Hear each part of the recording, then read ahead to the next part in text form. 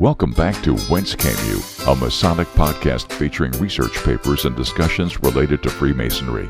Here's your host. Welcome back to the Whence Masonic podcast.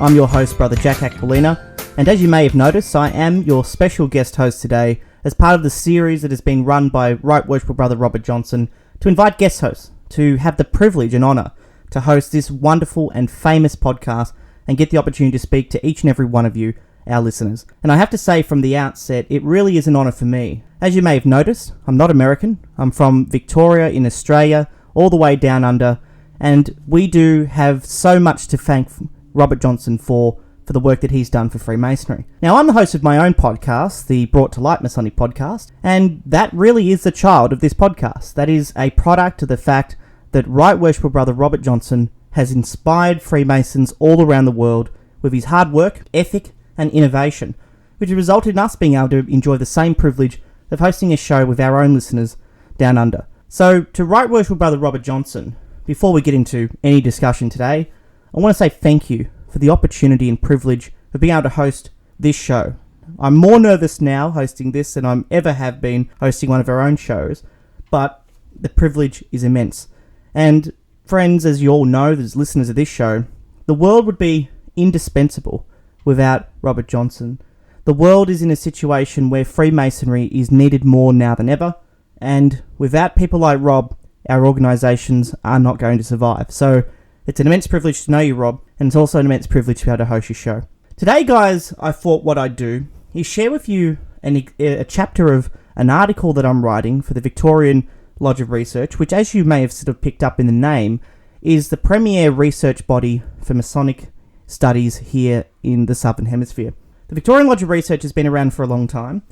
It has a 6-monthly program where it hosts guest speakers, and ultimately I was privileged enough to be invited on the 27th of April this year to present a paper on a topic of my own choosing to a number of esteemed and learned brethren who not only know their stuff but are also highly critical in the academic sense in terms of assessing ideas. So what I thought I would do, since I've finished writing the first part of my paper, was to share a chapter from that paper which focuses on the changing role of women in society and how that's affected, or could potentially affect, the future challenges for Freemasonry. So before we go into a reading of that chapter, I thought I'd set up and paint the picture for you and set out what exactly has informed the paper that I've written.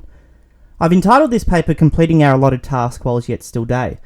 The subheading is a quantitative and qualitative analysis of the impact of contemporary 21st century society on Freemasonry and the principles that should underpin the fraternity's future relevance in the lives of man. And as that sort of title indicates, this paper's design is not to sort of provide a historical analysis of why our membership woes are what they are, but rather to set up some of the major cultural, political, economic and historical changes that have happened over the last 50 years that will set up the future challenges we face in the future. It's broken up to 2 parts. The first part sets out the challenges, and the second part sets out what I like to call the principal pillars that will need to underpin the orthodoxy and culture of our craft in the future should we hope to be relevant and should we hope to continue to grow and prosper. Now, when I say grow, I'm not necessarily saying membership numbers have to grow astronomically. I don't think we ever want to get back to the days where we had hundreds of thousands of members in single jurisdictions. In Victoria, where the United Grand Lodge of Victoria is, where I'm based, we have 8,500 members, down from a significant amount, 60-odd thousand, not that long ago. Now, I'm not too depressed about the numbers. I think that, as Robert Johnson has said, and the incoming Grand Master of Freemasons Victoria has also said, the focus has to be on quality over quantity. And what this paper tries to do is articulate through academic, quantitative analysis an opportunity to identify the challenges that will exist, the cultural realities we need to face and understand, so we can then, without infringing on the ancient landmarks, adapt our organisation into the future. So today's reading is more really a taste or a teaser of some of the analysis I've done in my first chapter on the changing role of women, and I hope that it prompts you to reflect on maybe some of the changes that exist in your life and society around you, and give you an idea of and inspire you, hopefully, to think of some of the solutions that we need for our time. So without further ado, I'll get into the reading of the first chapter of my paper, completing our allotted task while it's yet still day. Part 1. A Changing World for an Inviolable Craft. Chapter 1. The Changing Role of Women and its Impact on the Role and Identity of the 21st Century Man. In the United States of the 1960s, women who had reached the age of 60 had spent, on average, 11 of the last 40 years of their adult life participating in the labour force. This average had increased to 16 years by the year 1990, 20 years in the year 2000, and 26 years in the year 2010, with the average expected to reach a near parity with that of men by the close of the fourth decade of the 21st century. Currently, in Australia, women make up 59% of the workforce, up from 52% in 1990. Further, labour force participation of Australian women between the ages of 25 to 64 has seen an average significant increase from 35% in 1966 to the current rate of 72.93%.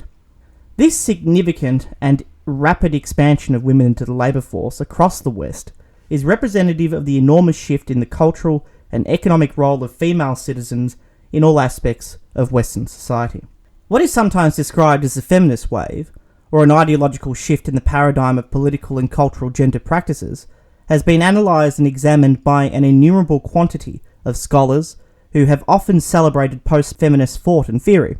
Little, if any, substantive work, however, has been dedicated to analysing the consequential effects that the rapid changes in gender roles has had on men in society, particularly with respect to man's membership or prospective interest in fraternal societies.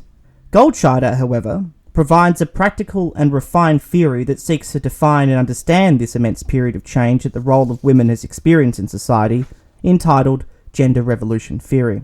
This theory suggests that the changing role of women in society rests on their economic independence. Whilst it is acknowledged that a multifaceted number of variables are likely to have contributed to the changing role of women in society, Goldscheider's thesis that the growing economic power of women in the marketplace and in the labour force has underpinned such changes is compelling. Viewing the gender revolution through the prism of economic factors affecting the decision-making of families and the traditional role of men is likely to be essential to understanding the challenges and opportunities that exist for the modern craft. As such, this chapter will consider the consequences of the gender revolution as it relates to the effects on the role of men in society. The family unit is an essential component of civilized society that has been correctly referred to as the building block of our modern social and political fabric.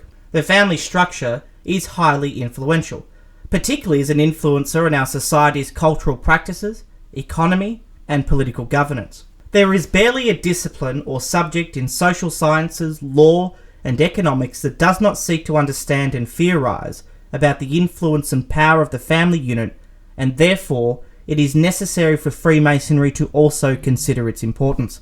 There are 6.7 million families in Australia, 85% of which are couple families, in which 58% of these families have children. Extensive statistical data and research conducted by Worshipful Brother John Ruark of the Patriot Lodge, number 1957 of Virginia, United States of America, reveals that the craft has also a substantial base of members who belong to couple and childbearing families.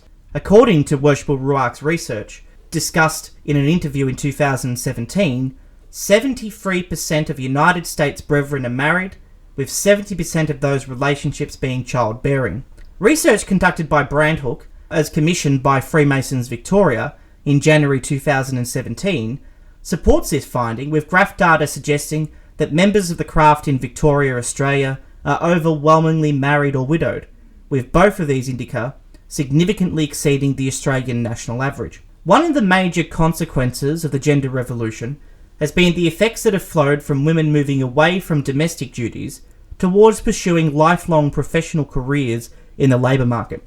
This has resulted in women acquiring a stronger bargaining position within the family unit, with the role of economic provider becoming part of the female identity. Traditional marriages and couple relationships were shaped around family members of the family unit embodying and fulfilling traditional gender roles, such as the male being the sole economic provider and the female being the childbearer and master of domestic affairs.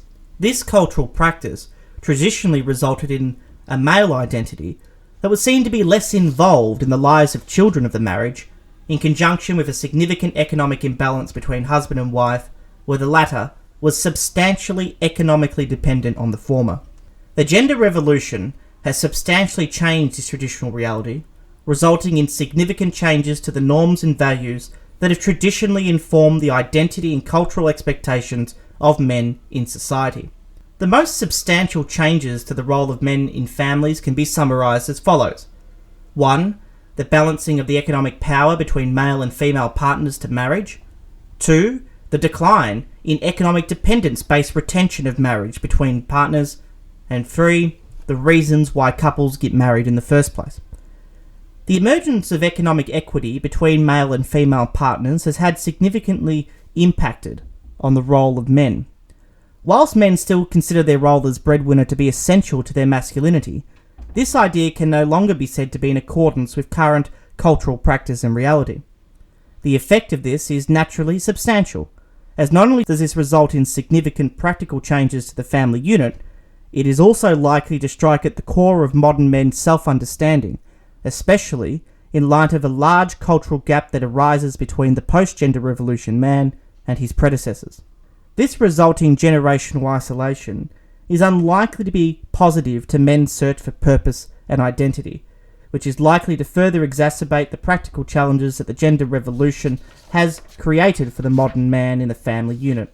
A significant practical challenge is the decline in the economic dependence of women on their male spouses. It has been suggested that this lack of relationship of economic dependence has resulted in greater bargaining power for women in marriages and a change in cultural understanding of why marriages are entered into in the first place. Dealing firstly with the concept of the greater bargaining power of women in marriage, the consequential effects of this are primarily associated with new pressures placed on fathers to play a more active role in the lives of their children as opposed to traditional marriages. Quantitative data and academic research has demonstrated that men are being expected to increase their engagement in family responsibilities comparable to women. Further, the same data suggests that unlike males in traditional marriages, today's man is likely to be a more active participant in the lives of their children and willing to adopt the added pressures of domestic duties that attach. This change in cultural norm has caused significant anxieties for men who fear not spending enough time with their children, especially for fathers who have spent more hours away from home in the paid workforce than their wives. Such balancing between the traditional role of man as breadwinner and the new cultural expectation that he be more active in childbearing and domestic activities has resulted in work-family conflict that has been negatively associated with the breadth of activities a man does with his children, the less time he spends with his spouse, the lower marital quality experienced due to the higher gender role overload, and the overall less positive involvement in the family unit. Paradoxically, men, as a result of the gender revolution, are intent on spending more time dedicated to childbearing and domestic duties, whilst also trying to preserve their role as breadwinner. This is made more paradoxical and difficult in light of the fact that despite women preferencing to be married, that due to their new-found economic independence, they are no longer required to remain married to prevent personal economic impoverishment. It is now a fact that in the post-gender revolution society that weak marriages, or marriages under substantial pressure, are now at much greater risk of dissolution as a result of women being able to leave with less fear and men being able to get a divorce with less guilt. Modern couples are increasingly shaping marriages based on sharing not only the economic responsibilities, but also the domestic and parenting responsibilities, which inevitably results in a greater sharing of the relationship maintenance responsibilities that are such a large part of the family unit. In traditional marriages, because of the cultural practice of the times and the economic reality of female economic dependency, men could exert greater control and pursue their self-interest, even if detrimental to the marriage, in reliance of the female bearing the relationship maintenance responsibilities. Where in the past, membership of organisations such as Freemasonry might have been detrimental to childbearing or marital relations, men could avoid these adverse consequences of marital neglect and instead delegate relationship maintenance responsibilities to their female spouse. Traditional men could rely on the fact that a breakdown of the marriage was unlikely to occur when he prioritises his own interests due to the cultural practices of the times and his wife's substantial economic dependence. Putting it frankly, the days of traditional marriage being the mainstream of practice in Australia and around the world are long gone, and modern men today are facing a crisis of identity and societal function. This, in conjunction with the likely self-imposed pressures on men to be more active in domestic and childbearing activities, with the knowledge that divorce is not unavoidable due to the near economic parity of strength between family partners. Marriages are under more pressure now than they have ever been, and men are now expected to contribute more emotion, time, energy, and physical presence in the active maintenance of the family unit in light of the decline of the single expectation of their pure economic contribution prior to the gender revolution. In the author's opinion, the cultural changes and expectations of women in marriage has also altered marriages or relationships that continue to exhibit traditional characteristics such as the sole male wage earner. The gender revolution is likely to have embodied in women a new sense of expectation and cultural perspective that is likely to exert new pressures on men regardless as to whether or not they are the sole income earner. The major factor of change being that in today's world, women who are economically dependent on their husbands can break away to become economically independent, which is different to the options available to women of traditional marriage prior to the gender revolution. Therefore, the consequential impacts men are experiencing in the post-gender revolution world should be seen as applying to all modern marriages, rather than where there exists economic equity between partners. One might ask, how is any of this theory and analysis relevant to the future strength of Freemasonry? Our current membership and our prospective members are men who have either already belonging to such family units or will be during the course of their membership. Therefore, the implications of the gender revolution on men is substantially important if our organisation is to understand the challenges it creates and, more importantly, to formalise solutions. Freemasonry, like any volunteer organisation, presents barriers to entry of prospective members, some of which is utilised as a deliberate filter, and others of which are unintentionally affected. Successful Masonic membership requires a man to devote resources in the form of time, commitment, and finances. At the very least, participatory members will need to set aside an evening or two a month for formal Masonic activities, contribute financially to the lodge and associated charities to upkeep membership, and devote portions of his leisure time to improving and enhancing his Masonic skills in order to make his membership worthwhile. The basic but inherent requirements of participation in the craft are challenged significantly by the results of the gender revolution and the modern family unit.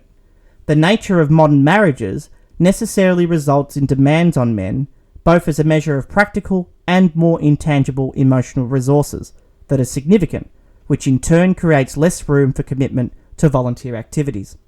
The family budget is also a shared, if not female-dominated realm, with women exercising more constraint on and involvement in family economic decisions, particularly the use of discretionary expenditure.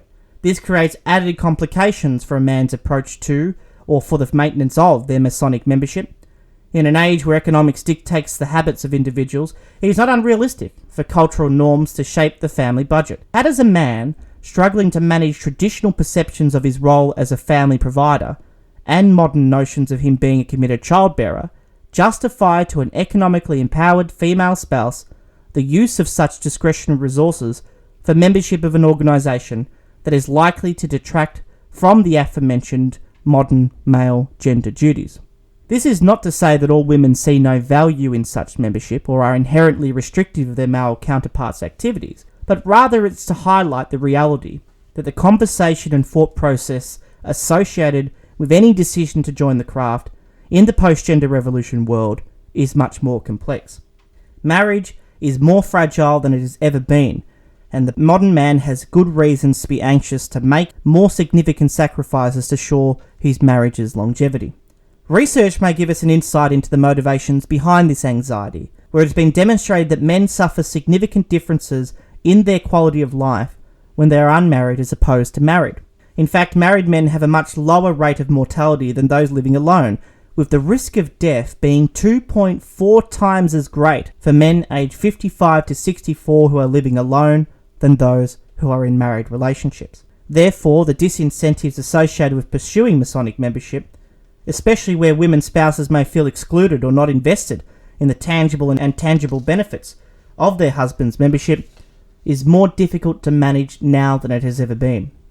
This inevitably results in men either failing to join the craft at all during their lifetime or resigning/being excluded from the craft due to their perceived inability to find time, quotation marks, or balance their membership in increasingly complex cultural norms relating to masculinity and fatherhood. The challenges of the enormous shift in cultural practices relating to the family unit and gender roles has had unimaginable impacts on both current and prospective members of the craft. Men, undoubtedly, are living in a time of significant soul-searching, a generation in between the practices of the traditional path and the developing changes of the gender revolution. The challenges created by these changes should not be underestimated. However, as will be submitted in part 2 of this paper, they can be overcome should the craft be willing to adapt and adjust its practices and once more again ensure men, with the support of their female partners, feel comfortable becoming members of the world's largest fraternity. Well, I hope you enjoyed that chapter of my paper, completing our allotted task while yet still day. What you will have noticed throughout that chapter is I was making a number of assertions and referring to quantitative data. Now, a lot of that isn't just assertive.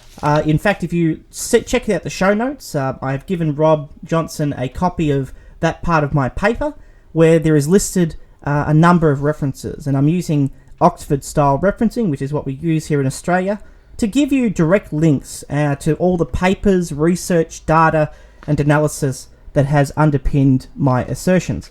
But let's have a quick thought bubble about what some of the consequences of this mean.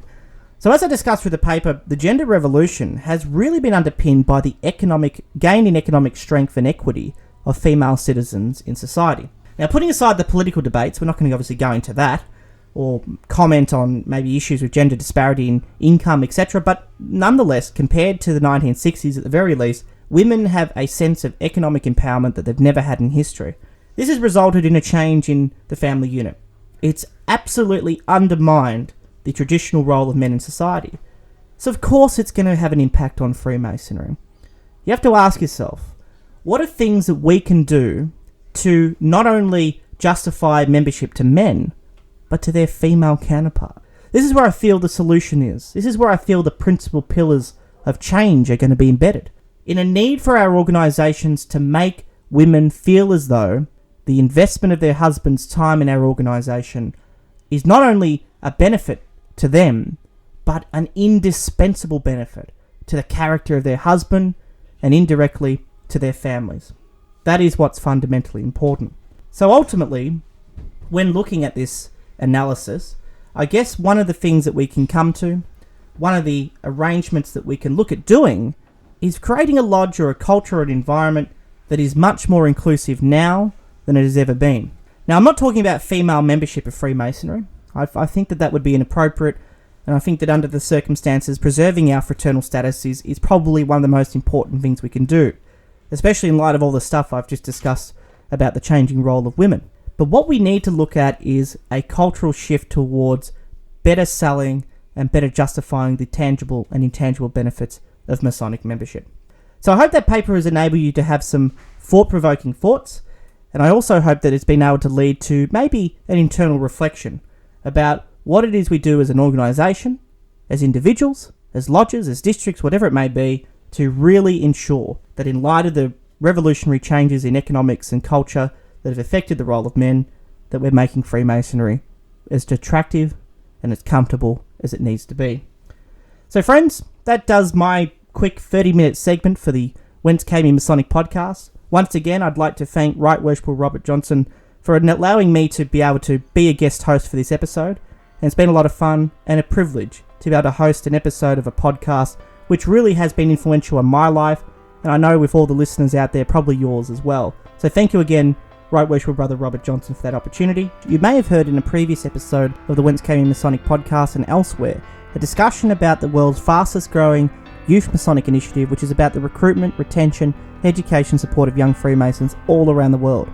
And we exist in Illinois, the Blue Lounge Social Club of the state of Illinois, headed up by Worshipful Brother Bobby Mitchell and his team. Check them out. Jump on blueloungesc.com. You can contact Bobby there and get involved. If you think that grassroots Freemasonry could really use a boost and we could build the capacity of the young leaders of tomorrow in Illinois, then get in touch with the Blue Lounge team and we'd be greatly appreciative to have you on board. My name is Brother Jack Aquilina. I'm the host of the Brought to Light Masonic podcast, and all the way from Melbourne in Victoria, Australia. And I wish you all the best, and I'll speak to you soon.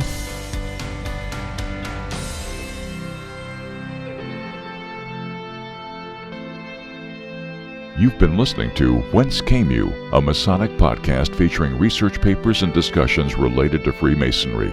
Be sure to join us for our next edition.